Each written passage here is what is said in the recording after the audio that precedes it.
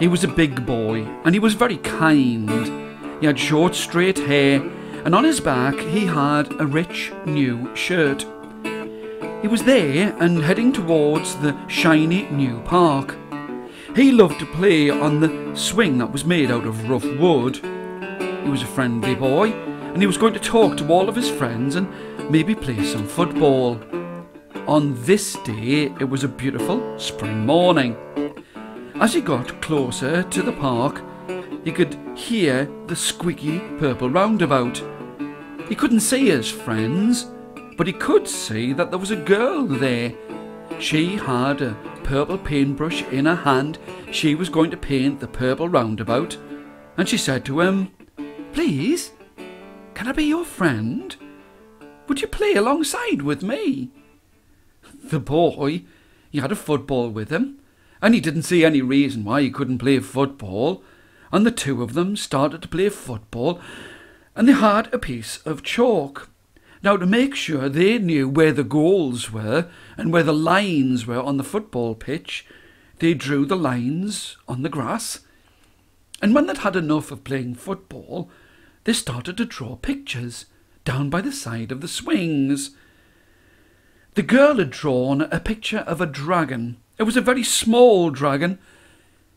But what happened when they weren't looking was the dragon became alive. This small dragon was as green as the ground.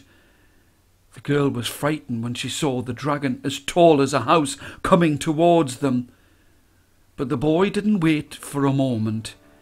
He rushed up at that great big dragon and took the purple paintbrush from out of the girl's hand, and he whacked that dragon right on the tip of its scaly nose. And the dragon, just like a little puppy, went and flapped its way away from that place. And it never ever came back. Now the boy and the girl were the best of friends, and they would laugh and smile when they heard stories about people who would see a scared dragon with a big purple nose.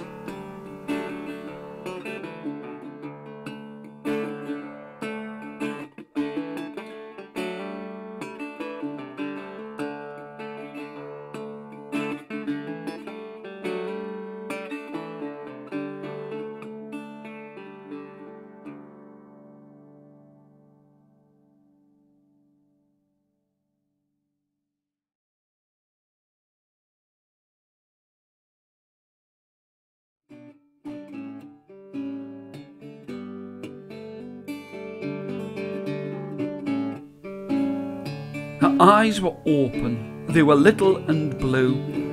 She had short curly hair held in place with a red bow. This was a kind girl. She would put money on the doorsteps and the windowsills of poor people, although she didn't have very much money herself. But she would give the money that she would save from working in a restaurant, because that was what she did. She worked in a restaurant, and she had a big red smiley mouth, and even though her clothes were poor, she had a ripped long-sleeved shirt on her back and big strong hands from working in the restaurant. She brushed her hands against her new red trousers. They were jeans, and because it was such a sunny morning and she'd worked all through the night, she was glad that she had on her feet her jewelled flat flip-flops. She worked in a little town with tall green trees all around.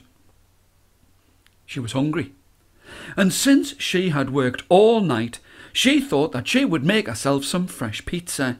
She'd made it herself from all of the leftovers in the restaurant. She didn't think that the owner of the restaurant, the boss of the restaurant, would mind, because she'd made the pizza with all kinds of bits and pieces and leftovers. There were pieces of apple and pear on the top of the pizza. She'd worked in the restaurant for a long time, and as she ate this pizza that she'd made herself, she was cleaning with a bright yellow cloth and eating at the same time she'd made the pizza. She loved the taste of the pear and the apples on the top of the pizza. The boss came in, and he was looking for chicken, because that was his favourite thing to eat. He asked the girl and said, "What are you doing?" He was pleased with the girl to see that she was working, but he was not pleased when he saw that she was eating a pizza that she had made by herself. He was so cross that he threw his hands into the air and he ground his teeth and went, "Oh, how can you do this? What do you think you're doing?" The girl was sad and frightened to see him so angry. He went straight over to the pizza. He grabbed a piece of it and he picked it up, and he thought with the apple and the pear and the sweet things on top of the pizza that he would not like it. He closed his eyes, he nipped his nose, and he put the pizza inside of his mouth and was ready to go, "Ugh, I don't like it." But after he'd taken a bite, and it was on his tongue, he really liked it. No, I mean, he really liked it. He had to say, "I'm sorry. You've made a great thing. This pizza's beautiful. Nobody else makes sweet pizzas with pear on the top. It's going to go onto the menu." Soon everyone inside of that little town would come to his restaurant to eat some of the sweet pizza. In fact, the girl got a lot of money for every pizza that was sold that was made the way that she'd made it, with apples and pears. Soon she had a lot of money. She would still give the money by putting it on poor people's doorsteps and poor people's windowsills. But she did buy herself a new shirt. She did buy herself some presents. She bought herself a little fish. But she made sure that she always stayed a very kind